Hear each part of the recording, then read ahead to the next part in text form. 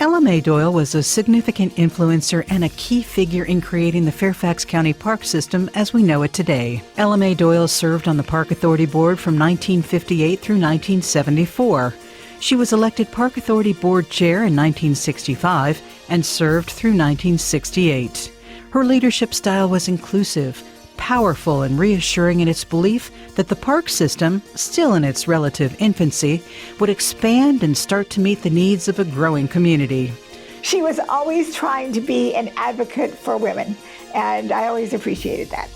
Elly was setting the foundation for the parks and all of the opportunities here that I now take advantage of. She was on the Park Authority Board back in 1958. She was a very young woman at the time. She was a pioneer and a groundbreaker.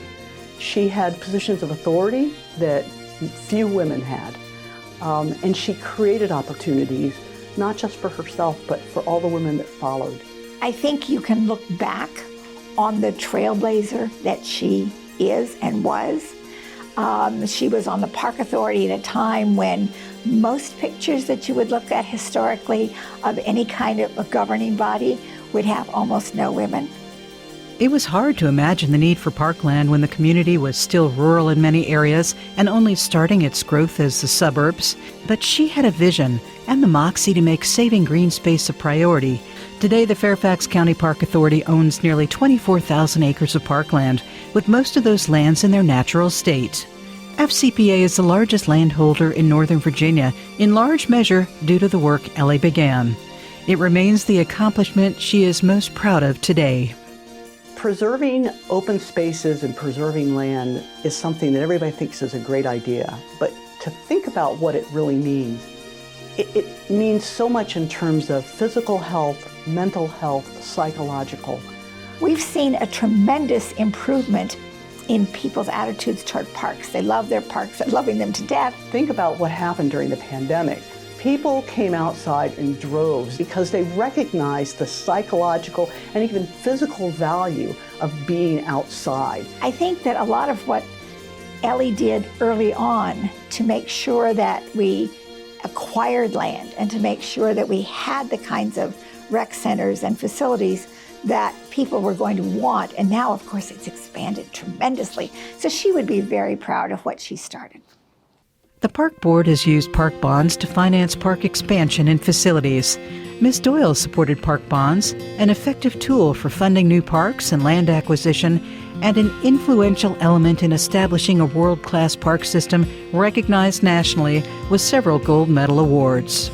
She served as a vocal advocate, a one-woman green team for the agency's numerous bond referenda over the years. Park bond funding, what that does is that it spreads the responsibility for what we're doing to our entire county. So everybody participates, and it's a way of investing. Park bonds always get a huge vote.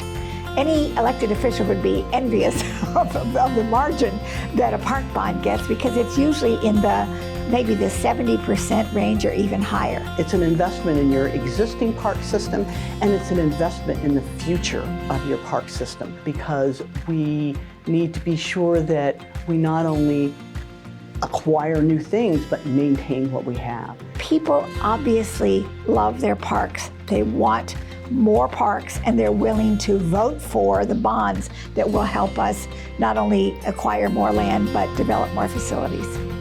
Ms. Doyle recognized the importance of volunteer service and encouraged residents in Fairfax County to truly make the growing park system an integral part of their lives via participation, service, and advocacy.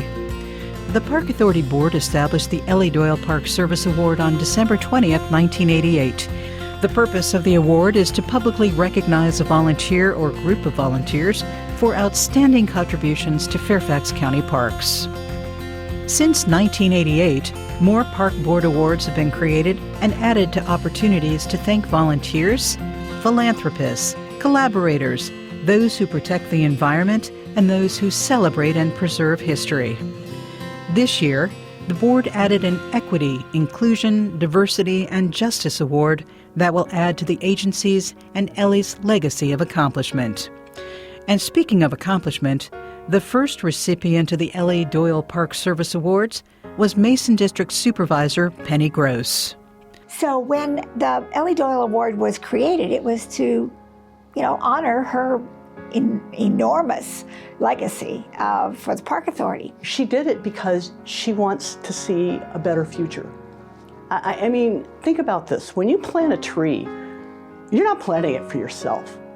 You're planting it for your children, and maybe not your children or your grandchildren, but for someone else's. It's been 33 years since I was given the Elly Doyle Award.